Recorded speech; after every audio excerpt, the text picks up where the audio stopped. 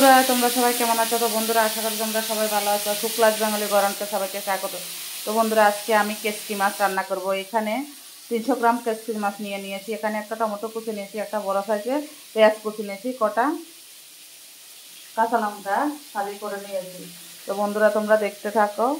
কেচকি মাছটা সরিয়ে নিলাম। এখানে আমি নুন হলুদ একসঙ্গে পেঁয়াজগুলোতে হলুদ দিয়ে দিলাম, নুন দিয়ে দিলাম আর একটু কাঁচা তেল দিয়ে ভালো করে আমি মেখে নেব এগুলোকে।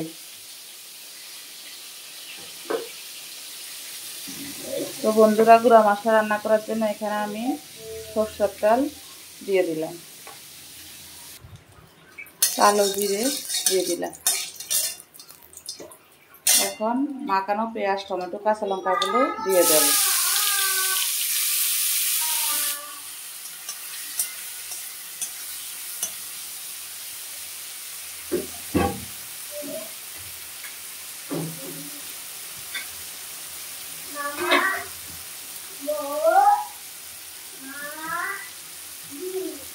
আর মাছগুলোকে হালকা তেল মেখে নিলাম।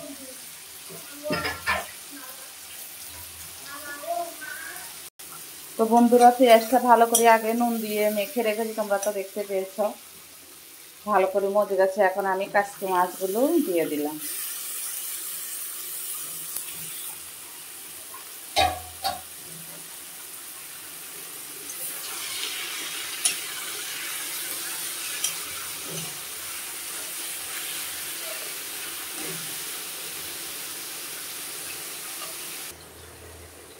তো বন্ধুরা আমি একদম শুকনোভাবে নাড়তে হবে, না হয় গুঁড়া মাছটা ভেঙে যাবে।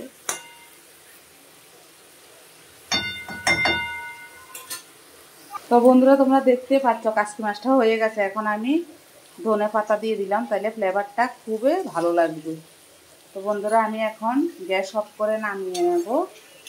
নামিয়ে একটু নেড়ে দিই, দিয়ে নামিয়ে একটা পাত্রে ঢেলে আমি সার্ভ করব গরম গরম ভাতে।